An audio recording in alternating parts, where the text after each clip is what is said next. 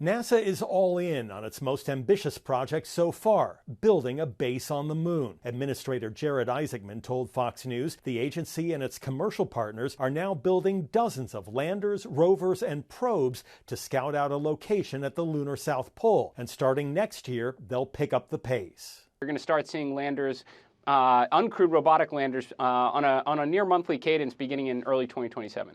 NASA calls it the science of survival, and the next Artemis crew will play a big part. They'll be putting the new landing systems through their paces in low Earth orbit, a sort of dress rehearsal for getting boots back on the lunar surface.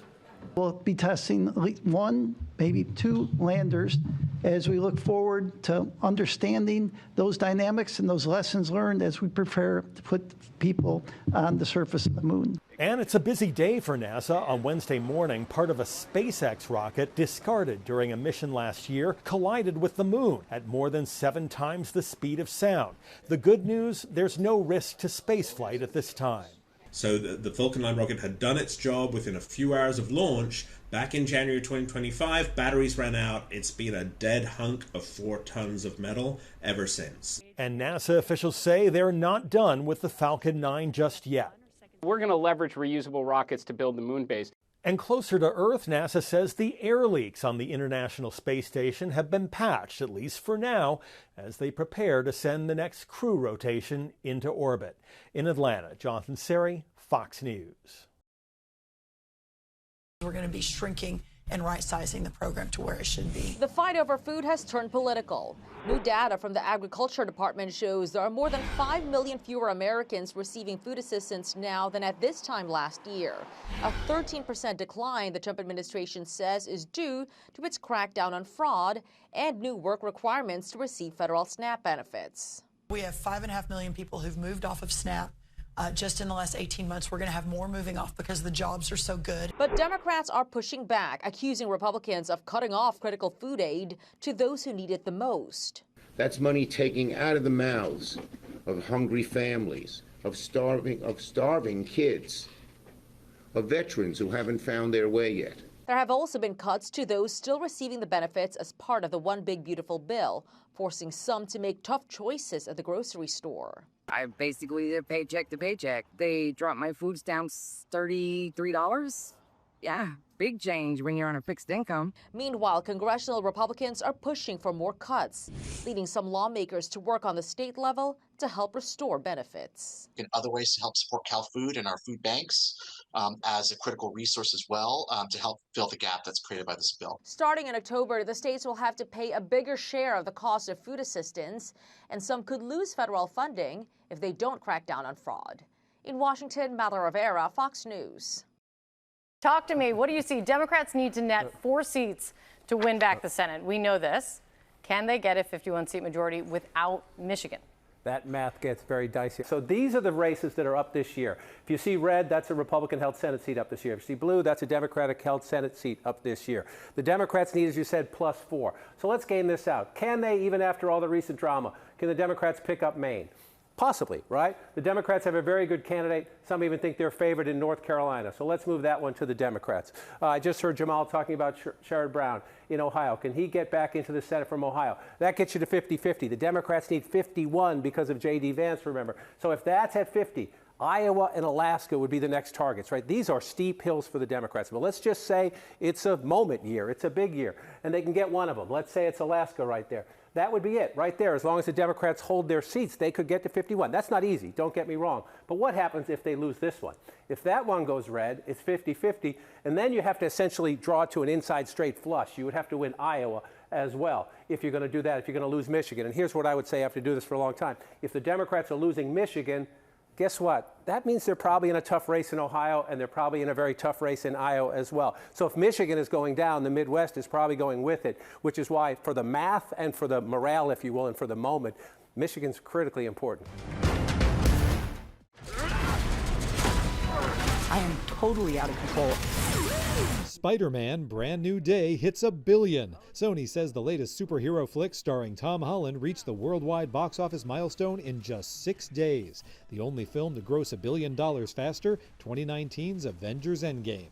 That's what's next. A new role for Viola Davis. The EGOT winner is set to star in the thriller series Ascent from Skyfall, Spectre, and Michael writer John Logan.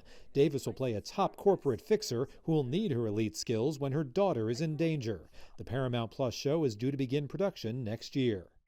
He's choosing Texas, I can tell. Fans are still choosing Texas. The Ella Langley song tops the Billboard Hot 100 for a 16th week. That's the fourth longest reign at #1 in the chart's history, which goes back to this week in 1958, 41 years before Langley was born. In Hollywood, I'm David Daniel. It's good to see you. You too. Familiar faces return in a new situation in Season 4 of Ted Lasso, as Ted finds himself coaching a Richmond women's team. You can't just barge into the locker room and give a speech anytime you feel like it anymore. There are certain protocols that need to be respected, but they get the hang of that pretty quickly. Ted and Alice could not be more different. Like, they're completely different coaches. If Ted coaches with kindness, Alice kind of coaches with acid. 3, 2, 1. I have a twin called Siobhan in it, and we are defense, we are scrappy, we've got lots to prove, we are Irish players. She kind of has to learn how to work with people and use her kind of passion and power to kind of be part of the team, because she desperately wants community, but she needs Ted to kind of help her get there. And he's coming into a lot of powerhouse British women, and so it's kind of like he's meeting a group of Rebeccas for the first time. They've certainly not changed the volume in their changing rooms. They are loud as the boys are, and honestly, I can't wait for you to see what they do. And not even just on the pitch, off the pitch, their characters are deliciously fleshed out. It's just the same as the guys were, and they have risen to the occasion like you wouldn't believe. In Hollywood, I'm David Daniel.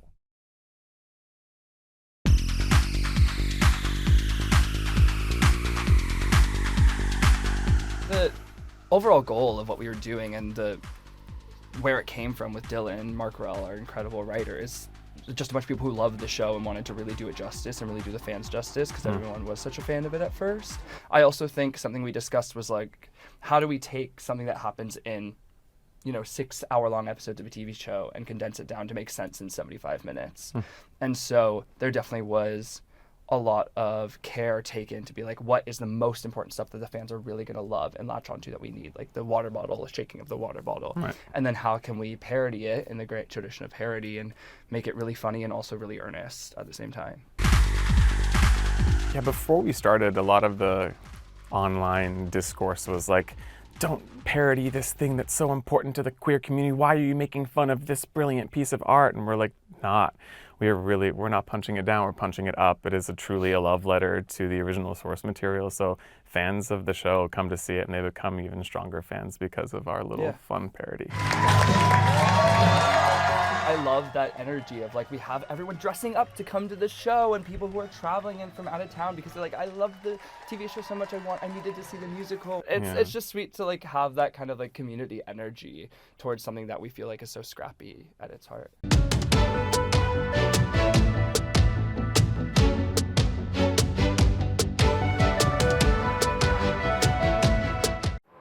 A quick shopping trip on Saturday night quickly went viral. It's no different than taking your snowmobile in the winter and going to a restaurant, getting something to eat. But for Washington County Sheriff's Office, it was a unique call. And there's a backed helicopter in the parking lot.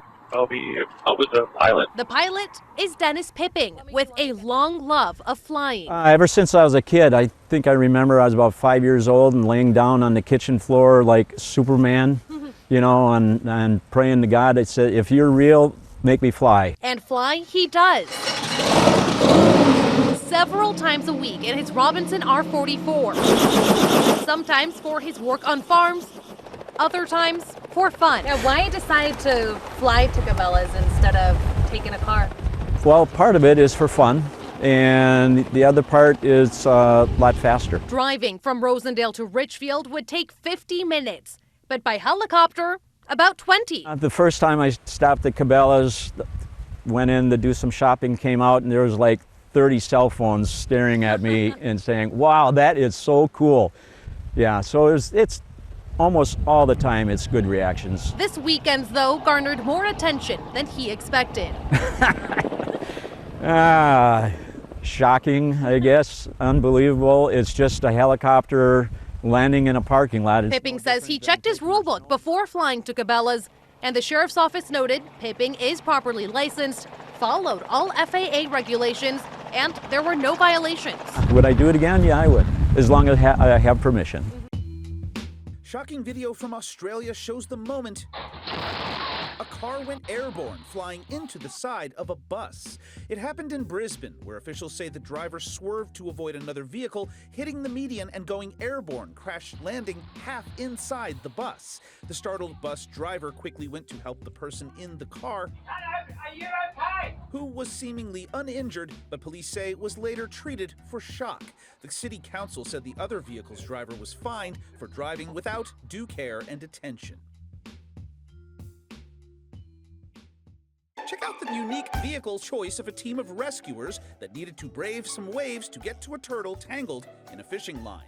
Members of the Lafayette, Colorado PD teamed up with an animal protection officer and floated this flamboyant flamingo to rescue the wrapped-up reptile. Users on social media praised the responders' effort and their style, levying reactions that were equally commending and comedic.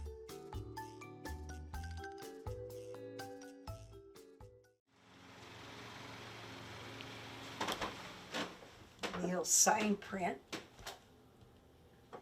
And these were the guys out at the airport that he worked with.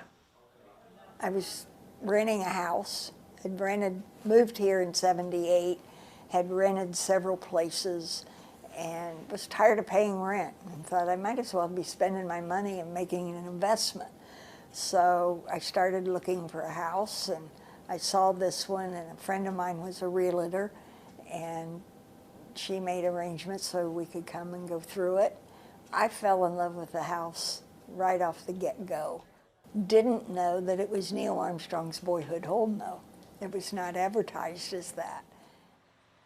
I'm not under any restrictions by historical homes or anything that way. But just out of personal preference, I wanted to keep it like the Armstrongs had it.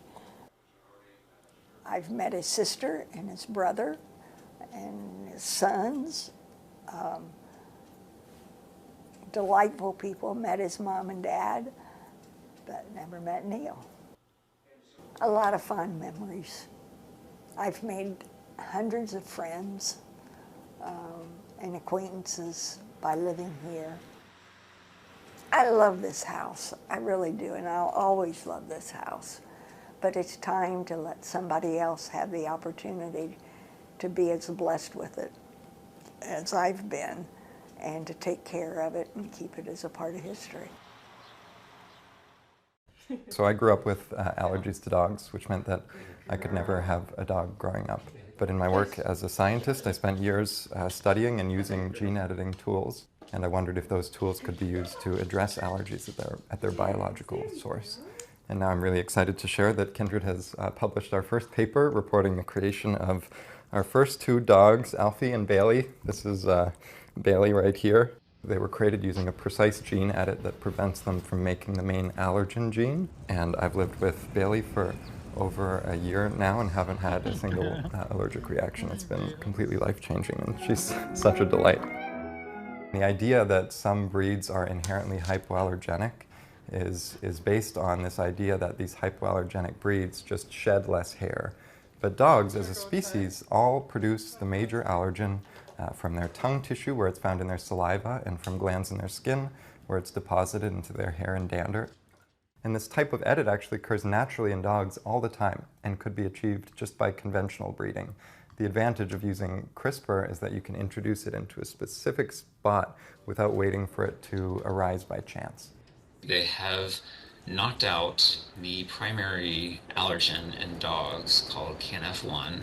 Major limitation is that a lot of humans are cross-reactive or reactive to other dog allergens that were not knocked out, and those were not tested, and so we don't exactly know just how effective or broadly useful this could be for stopping dog allergy in humans.